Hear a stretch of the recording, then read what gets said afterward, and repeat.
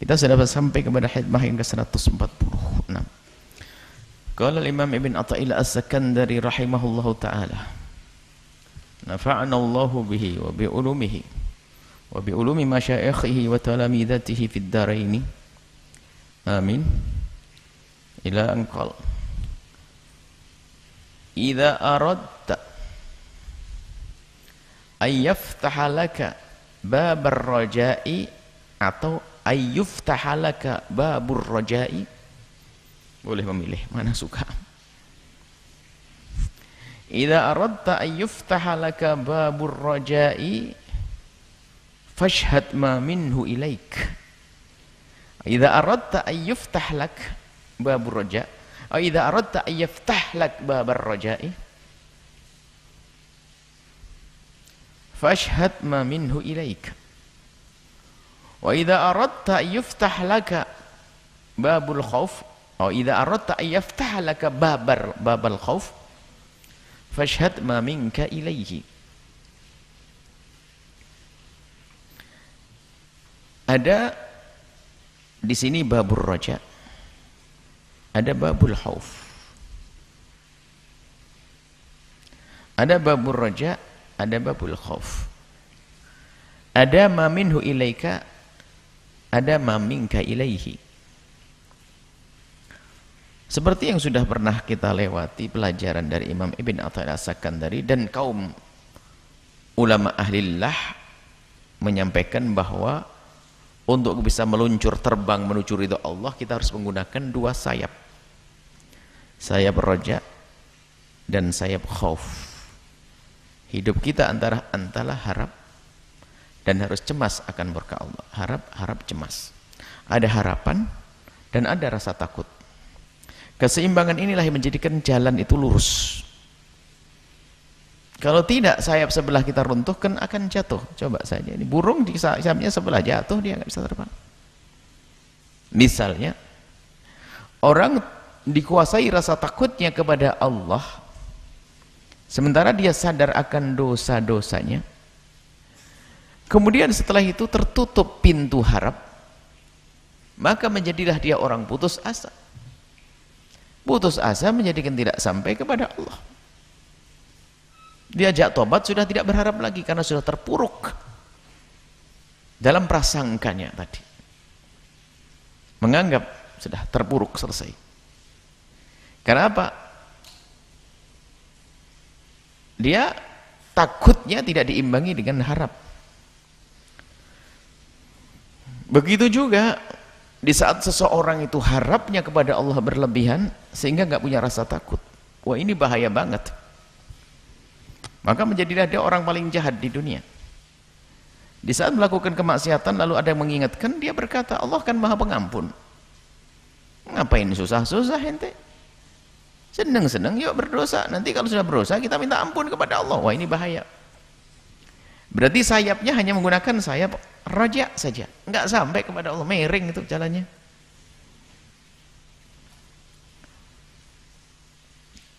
Maka keseimbangan dua sayap inilah penting. Lalu bagaimana ada kita bisa menyeimbangkan ini? Jadi harus terus. Agar seimbang ini harus kita membuat satu proses yang tidak ada hentinya. Nah, proses menyeimbangkan rasa takut kepada Allah dan harap kepada Allah ini diantaranya yang disebutkan oleh Imam Ibn Athaillah As-Sakandari, fashhad, kau renungi, fahami, lihat. Nah, ini apa yang kita lihat dan kita fahami. Kalau kita ingin menumbuhkan harap kepada Allah karena kita selama ini terpuruk dalam dosa, agar kita tidak terjerumus di dalam keputusasaan, maka lihat, segera lihat agar seimbang sayapmu itu. Ma minhu ilaika, lihat apa yang Allah berikan kepadamu, apa yang datang minhu dari Allah ilaika kepadamu. Renungi karunia-karunia Allah yang amat banyak kepadamu, agar kita tuh semakin yakin dan yakin kalau Allah itu membuka pintu kebaikan yang banyak kepada kita. Kalau urusannya dengan dosa, maka Allah pun membuka pintu maaf. untuk merenungi sisi ini. Kapan itu kita merenung dengan seksama, dengan serius tentang hal ini? Di saat seseorang terpuruk dalam dosa, dan memang orang harus dia menyesali dosanya. Tapi kalau terpuruk dia dalam penyesalan yang tidak berakhir, maka tidak membangkitkan dia, maka akan menjadi orang putus asa dan masuk neraka. Maka dia membuat keseimbangan dengan cara, karena dia ingat dosa, murka Allah, hukuman Allah, maka dibangkitkan agar dia bisa bangun dan bisa terbang meluncur-luncur itu Allah. Harus ada keseimbangan sayap roja. Caranya adalah lihat apa yang Allah berikan, lihat keagungan Allah, zat yang maha kasih dan maha memuliakan hambanya. Direntet apa sih? Menyaksikan apapun yang ada di kiri kanan kita, semua ditundukkan oleh Allah untuk kita. Semesta ditundukkan untuk kita. Bahkan kalau kembali kepada ayahanda kita, Nabi Adam alaihissalam, lihat, dimuliakan. Waqad karamna bani Adam, Allah telah muliakan anak Adam. Dimulai dari pemuliaan Allah kepada Nabi Adam. Ini kan karunia yang perlu dihadirkan dalam renungan kita agar kita ini tidak putus asa di hadapan Allah. Iblis yang luar biasa pun ternyata disuruh sujud kepada Nabi Adam, tapi sujudnya sujud penghormatan, takrim. Kemudian ini perlu merenung seperti ini, bagaimana maha kasihnya Allah kepada hambanya. Sehingga kalau kita mau sadar dan merenungi apa yang Allah berikan kepada kita, kemudian kita banding dengan apa yang kita berikan kepada Allah, maka setetes embun dari kita di lautan karunia Allah enggak kelihatan.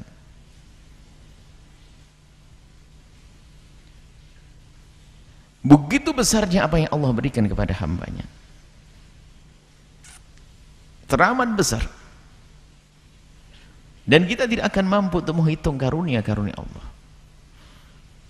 Maka sungguh memalukan seorang hamba di saat dia berbuat baik lalu dia membanggakan pekerjaannya seolah-olah dari dirinya sendiri, padahal dia nggak punya saham sedikit pun, semuanya dari Allah. Dan menghadirkan makna ini menumbuhkan harapan besar kepada Allah, sehingga yang tadi mulai terpuruk di dalam keputusasaan bisa bangkit kembali. Nah inilah, begitu sebaliknya seorang hamba yang terbuai dalam khayal dan angan tentang karunia dan pengampunan Allah, sehingga menjadikan dia orang yang terjerumus di dalam harap yang berlebihan, sehingga perilakunya pun menjadi merugikan, yaitu berbuat jahat, berbuat maksiat karena dia meyakini Allah Maha Pengampun.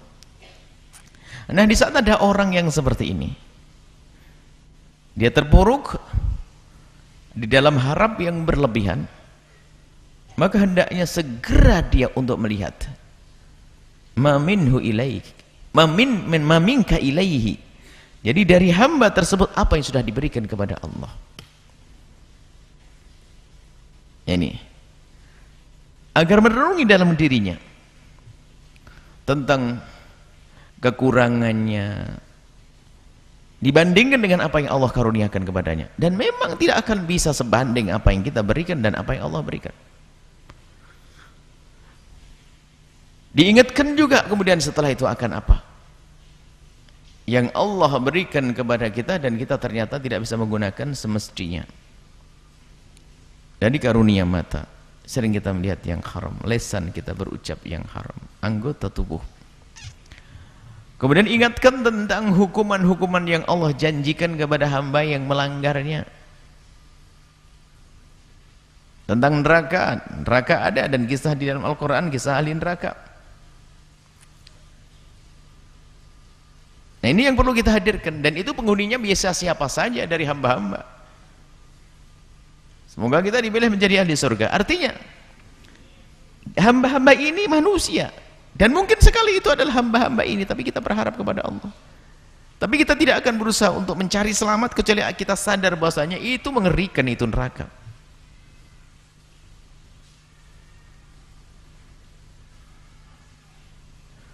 Maka menghadirkan karunia Allah untuk membangkitkan harapan yang tinggi kepada Allah. Kemudian juga kita menghadirkan begitu besarnya, begitu mengerikannya hukuman Allah, ini penting.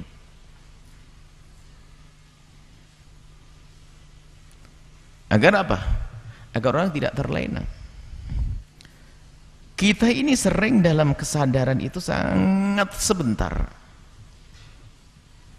bagai kilat menyambar, dibanding panjangnya malam, kilat. Kesadaran kita tuh lebih banyak seperti itu. Kita sadar, oh berdosa ya Allah, lupa lagi, ya kayak kilat. Kita sering sadar kita akan kesalahan kita, sadar kita akan dosa kita tuh bagai kilat menyambar. Begitu sebentarnya. Inilah yang menjadikan kita lupa dan lalai, sehingga kita akan terlena dengan harap yang berlebihan, sehingga suruh beribadah susah, suruh tobat susah, berbuat baik susah. Maka menyadari kekurangan kita ini di hadapan Allah, inilah yang menjadikan seseorang akan berusaha untuk meningkatkan kualitas dirinya di hadapan Allah. Tahu bahwasanya hukuman Allah sangat pedih, dihadirkan di hatinya. Siksa Allah, dan itu bisa saja kita kalau Allah tidak memilih kita. Semoga Allah memilih kita menjadi hamba yang selamat. Harus begitu. Dan inilah yang dirasakan oleh para sahabat-sahabat mulia dari baginda Nabi Muhammad SAW. Sehingga kalau disebut neraka itu betul-betul seolah-olah di matanya neraka terlihat. Kalau disebut surga seperti terlihat surga di hadapannya. Dari mana? Dari pengaruhnya yang didengar kepada perilakunya. Mendengar berita surga, mereka bergegas untuk melakukan kebaikan dengan harapan dia bisa menjadi penghuninya. Kalau mendengar kisah neraka, beliau berusaha untuk menjauhi dosa-dosa yang menjadikan sebab masuk neraka karena takut mereka.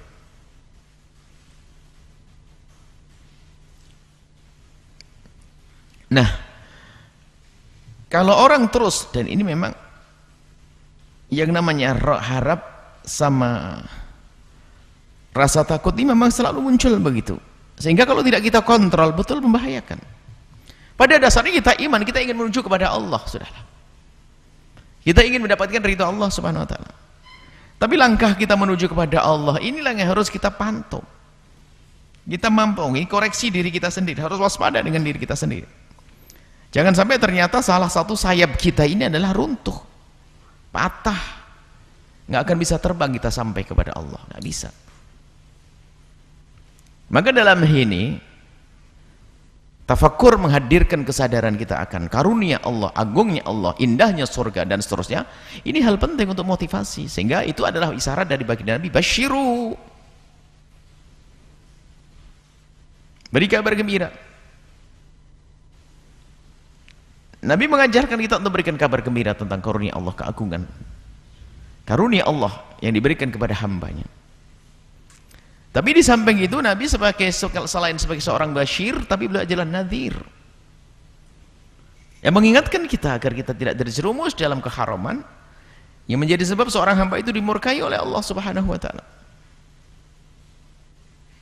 Nah, kesadaran akan ini makna yang penting sebelum dia melangkah, dan memang begitu seharusnya. Jadi sebelum dia melangkah atau bersama langkah-langkahnya, karena kita semua sudah melangkah, kita bukan orang yang mau berjalan. Semestinya di dalam sebuah perjalanan itu ya seperti itu dipersiapkan. Setelah kita beriman kepada Allah, saya harus sampai kepada Allah. Lalu untuk sampai kepada Allah tuh caranya gimana? Harus ada dong kendaraannya. Kendaraannya namanya takwa. Perangkat-perangkatnya di dalam takwa adalah menjauhi kelarangan Allah, melaksanakan perintah Allah Subhanahu wa taala. Nah, ini perangkat ini lengkap semuanya.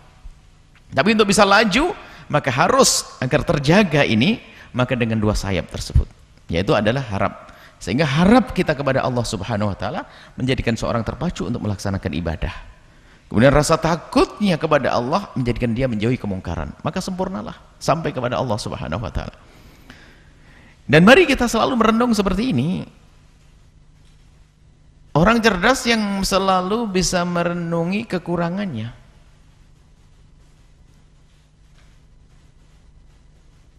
Tapi untuk membangun dirinya agar menjadi lebih baik. Orang cerdas adalah orang yang mengetahui kelebihannya untuk disyukuri di hadapan Allah Subhanahu wa taala. Maka orang bodoh juga diberi karunia tapi tidak tahu, ya bodoh. Sehingga yang namanya karunia bisa dibuang, dipikir itu kaca biasa, padahal itu adalah permata, dibuang. Dan alangkah banyaknya orang bodoh seperti ini. Allah beri kesempatan untuk berbuat baik, ada ibundanya di hadapannya, nggak pernah sempat berbekti, dia permata yang dibuang. Ada ayahandanya, tidak pernah berbekti. Ada suami tidak pernah berbekti, ada istri tidak pernah berkorban. Nah ini kan karena ketidakmengertiannya terhadap kemuliaan yang Allah kirim melalui hamba-hambanya ini, maka menjadi dia melalaikan. Ya, ini ketidaksadaran, ini melalaikan, biarkan begitu saja. Sehingga ternyata dia orang yang zalim kepada ibundanya, ayahandanya, saudaranya, anaknya, semuanya lengkap, diborong semuanya ketoliban. Apa yang menjadikan seseorang itu seperti itu? Apa yang menjadikan seseorang itu seperti itu? Ya karena dia terlena, lalai. Bahwasanya di sana ada hukuman Allah di balik itu semuanya. Hukuman Allah yang sangat pedih, dia lupa itu semuanya. Dia tidak sadar bahwasanya adzulmu dzulumat. Setiap kezaliman menjadikan hidupnya nanti di akhirat menjadi gulita, gelap dengan hukuman dari Allah Subhanahu wa taala. Nah ini membangun kesadaran ini penting setiap dari kita. Sehingga sesaat kita berpikir tentang bagaimana meningkatkan kualitas ibadah kita. Dan banyak orang dengan beribadahnya juga terlena. Dia tidak sadar bahasanya dia ternyata dengan ibadah melakukan keharaman. Karena dia tidak waspada tadi.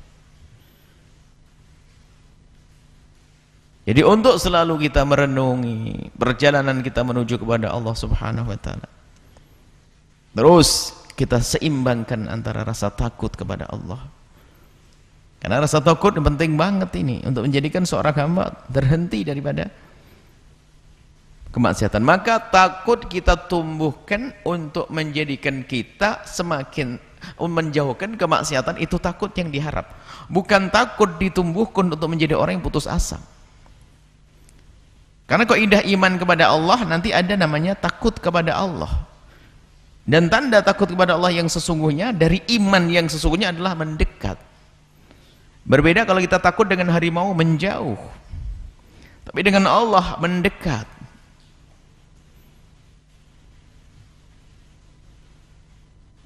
Begitu juga di saat seorang hamba melakukan kebaikan, maka seorang hamba di saat melakukan kebaikan lalu mengingat kebaikan-kebaikan tersebut tidak menjadikan dia terlena, tidak,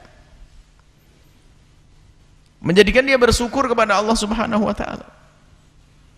Karena dia sadar bahwasanya itu semua terjadi karena karunia Allah yang Allah berikan kepadanya. Maka dengan terus menyadari ini makna, maka seimbanglah orang ini menjadi orang yang